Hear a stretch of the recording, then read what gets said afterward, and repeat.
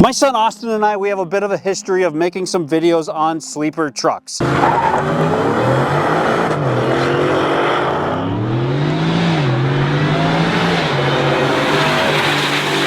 maybe that bottom trim level is not for you, and you need a little more refinement, a little more luxury in your over 700 horsepower F-150.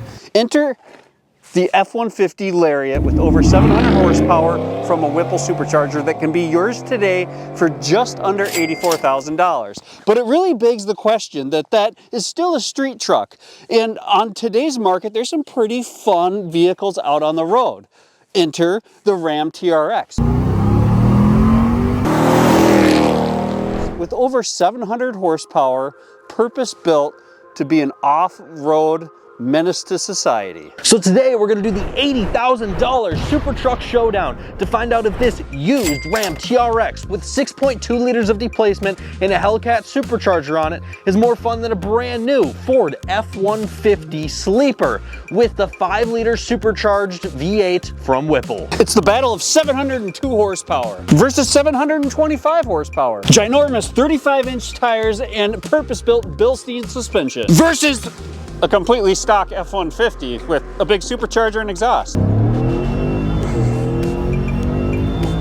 Let's find out which one of these two beasts is more fun. My name is Austin. My dad, Todd, and I, we make all types of different car videos on all types of different cars. If you guys would be willing to help support our journey, be sure to hit that subscribe button. And I need to give a huge shout out to Apple Autos for supplying both this used Ram TRX and that new Ford F-150 sleeper. If you're interested in purchasing either one of these vehicles, be sure to check out that link down in the description below. The timing is impeccable for the release of this video. There's a few reasons behind that. We just got done comparing the new RHO to the TRX, which we totally dissed Ram on because we didn't understand why they were ditching the TRX, the 6.2, and just replacing it with the Hurricane. To come to find out, just today, like literally today, they are now saying that at least speculation is that the Hellcat is coming back into the TRX. Not just the Hellcat though, the red eye. Yes, so 797 horse supposedly is coming back to the TRX. But Ford over here, true and true,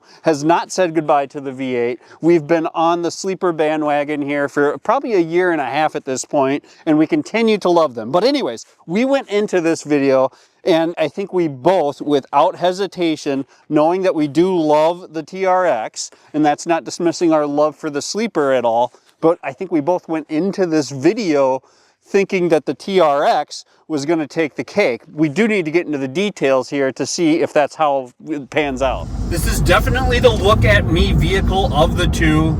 I mean, even this bald eagle that's overhead right now, I'm pretty sure is turning his head because, like, there's this whine that's obnoxious and it's huge. The 35-inch tires looking over the hood.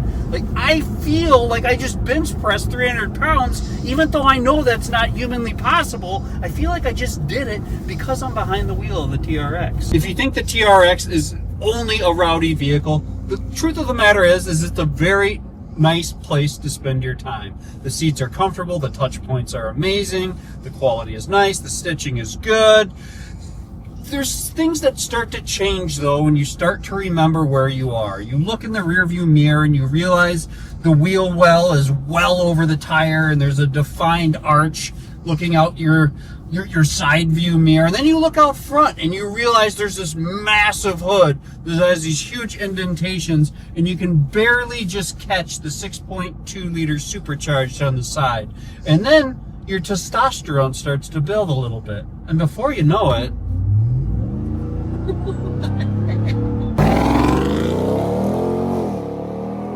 it's just hard not to put a smile on your face when you get into that throttle. Every little bit, it's just a reminder that whine it's absolutely addicting. The thing is the more addicting it is, the more painful it becomes because you find yourself at the gas pump quite often in that very, very low MPG. Low teens is what we're talking about, and not a very big gas tank. So you take the practicality kind of out of this truck. It's just really a toy. As you can see, it is truly a challenge not to have a massive grin on your face when piloting the TRX. The thing's just a big, fun toy. Yeah. and it looks like one too. It does. When we compare the exterior of both of these trucks, it's very clear which one makes a statement going down the road. Right. It's also funny when we pull these next to each other when it comes to size. A full-size crew cab F-150 looks tiny compared to the TRX. From both a height standpoint, a width standpoint, just an aggressive front fascia standpoint, it's like a totally different series of trucks. Obviously, it's a sleeper over there. Let's use standard F-150, and this is known to have a Hellcat in it. Yeah, everything with the TRX is extremely animated, I think is a good way to describe it. It doesn't matter like if you're watching the TRX go down the road, it doesn't matter if you're behind the wheel, like everything is over the top animated. The suspension travel, the movement that the car gives you when you just barely tap the throttle. It's hilarious how much it moves. The supercharger whine, like everything is over the top animated, where the F-150 is a sleeper with a serious attitude. We cannot dismiss the fact, however, that the F-150 Lariat is an amazing looking truck, especially in this space white, which in my personal opinion is one of my new favorite colors from Ford. It looks so good in the sun, all of the flake of like gold and blue in it. It's a really, really cool color. You got to check it out in person. It really does look good though. The facelift they did back in 24, the Lariat and up gets this front end, which is not something that we saw in all the other sleeper videos that we made. We were looking at XLs, which had that boring plastic front end. So seeing all this painted gloss plastic everywhere and it matching and clashing against this space white, this really is a great looking truck. And you would think going down the road that it's just a luxurious high-end truck. You would never guess that it has that 725 horsepower Whipple supercharged V8 until you hear it start up, because this one has a Borla Attack catback exhaust on it, and it's way louder than the TRX. Absolutely, yeah, it's absolutely obnoxiously loud.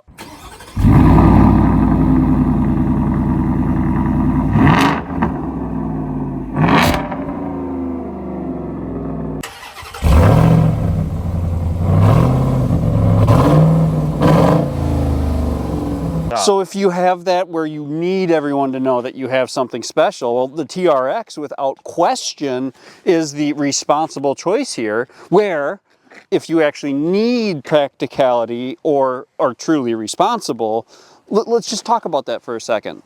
We have a truck, 20 miles per gallon versus like maybe 13 if there's a tailwind. Yep. We have a truck that has a 12,000 approximate towing capacity versus a 8,000 pound towing capacity. Both are 1500s. But my point here is, and I'm not going to go through every single statistic, you have a truck that acts, responds like a completely normal truck, has completely normal truck capabilities versus one that is like the legitimate toy. However, over here, Austin, this is the big news here. We put the draggy, just take a peek.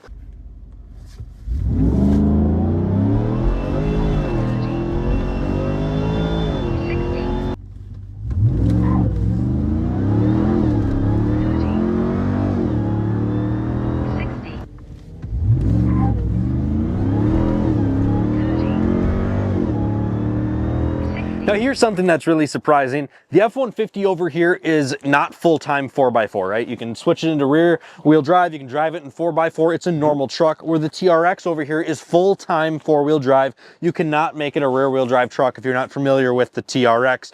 Something interesting about the TRX, you know, it's on these big 35-inch meaty off-road tires. You'd think there's no way it can break those things loose. Full-time 4-wheel drive on dry pavement. Well, we actually had to do a couple draggy runs because both times it spun the front end. That's just, we couldn't get it to not spin. We couldn't get it to not spin. No, we did a 3.9, or a 4.9 was the best 0 to 60 that we did in the TRX. However, with not even slightly braking traction in a straight line, that is, the F-150 over here ran a 4.3 flawlessly on its first run. Austin, you just said 4.3 seconds in a full-size truck. Yeah. We didn't use launch control. We didn't do any brake boosting. But no brake boosting, no launch control in the TRX. So, like, supercar performance. It's insane. Yeah, it is extremely quick how fast this F-150 accelerates. Not only that, but if you really want to have fun, you can throw that thing in 2-wheel drive and do some sweet, sweet smoky donuts, slide it around some corners, and it handles flawlessly sliding because it's as long as a school bus. While your ventilated, cooled seats are on in your nice leather-wrapped environment because it's a Lariat. We really need to talk about what it's like to drive that thing.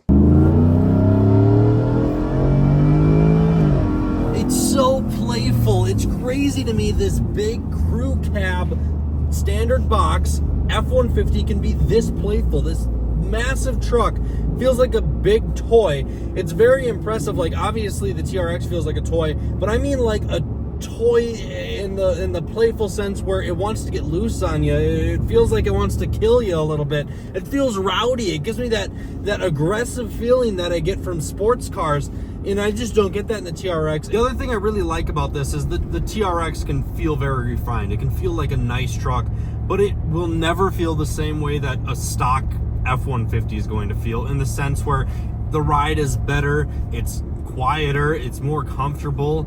Not only that, but on top of all of those things, it'll get the same gas mileage as a stock 5.0 F-150. You can still put the extended range gas tank on it. So with the 10-speed automatic transmission, throw it on cruise control on the highway, you can see near 20 miles per gallon in this thing. That's super impressive, but just taking premium fuel, you can drive it like a daily driver. And the TRX it's just so much more aggressive all the time. But I will have to knock on one thing. You know, I like the 10-speed transmission in Ford. It can be very fun in vehicles like the Raptor R. It's tuned for that power. It gives you the paddle shifters, but the lack of being able to choose the gear that the vehicle is in, and the lack of its playfulness, honestly, it just is not as playful as a transmission as it is in the Raptor and Raptor R. So I definitely have to give the one up to the TRX with the ZF8 speed, because the 10-speed just, I don't know necessarily when it's going to shift. It's kind of random.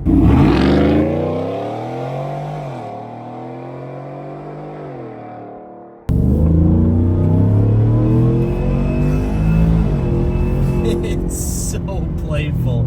I love it. I love this truck. It's so much fun to drive. So much fun to be behind the wheel of. However, the one thing is that the TRX is really good at something. It's great at off-road. It has that capability. The F-150 here, it's just good at cruising. It's not good at handling. It's not good at off-road. So it's just kind of it's just a big laid-back cruiser. It's like a Hellcat in a way. We have said it in numerous other of our sleeper F-150 videos that the F-150 is just a blank canvas. You can raise it up and put a lift kit on it. You can go low and make it a street truck. The Ram, it's going to be hard to compete with the engineering, the R&D that went into making this thing incredible. Now, you can always get some good aftermarket components, but it's hard to think that the same level of engineering you'll get out of that F-150 that went into the specialty vehicle that the TRX is. At the same time, like, I'm just trying to be neutral here, Austin, I think I'm gonna go, like, say $5 grand over the sticker on this, and I'm buying the brand new F-150.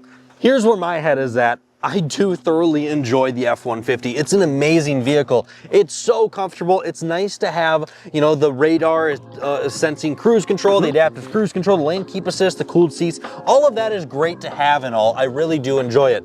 But if I'm going into this and I'm wanting this luxury truck, by the way, we didn't talk interior at all. Oh man. I think the Ram's interior is significantly better than the F-150's. Like the overall fit, finish, quality. Yep. So with that in mind, I almost want to just dismiss the Lariat entirely, and I want to go down to a previous video we made on a crew cab STX. Okay. The reason that I'm going to do that is because that then gives me an additional $20,000 of aftermarket that I can use on the exact same truck. I would go ahead and I personally would lower it. Okay. I would do the Lariat front end swap, so we can swap over to these headlights and this grille. Looks good. I would also swap out the seats and do some cat skin leather or aftermarket leather seats. Okay. So I can still have those same functionalities, and I can put heated seats on those.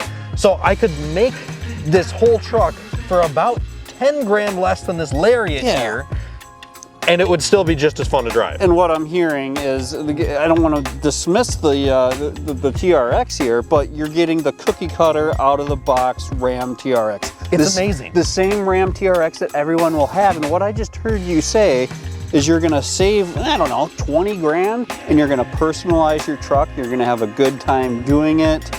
I think you're really onto something here. I think it would be cheaper. I mean, I don't think no matter what you did, without spending a significant amount of money though, is going to beat the TRX's interior. All the real carbon they use, all the Alcantara, the leather. The TRX's interior is on a whole nother level over the F-150. Even the Lariat model here, even if we go up to the Platinum, I still think the F1 or the TRX over here is a better interior. They really do a great job in these, and the fit and finish is just fantastic. It feels like such a nice place to be. I love the muscle truck feeling that the Sleeper brings. I love that feeling that it gives. I would buy yourself a base model Sleeper crew cab if that's what you need. I still think the single cab short box is even more fun to drive. But if you need the crew cab, get the base crew cab and throw 20 grand aftermarket on it and have a good time. Let's go. See you next time on Performance on Wheels.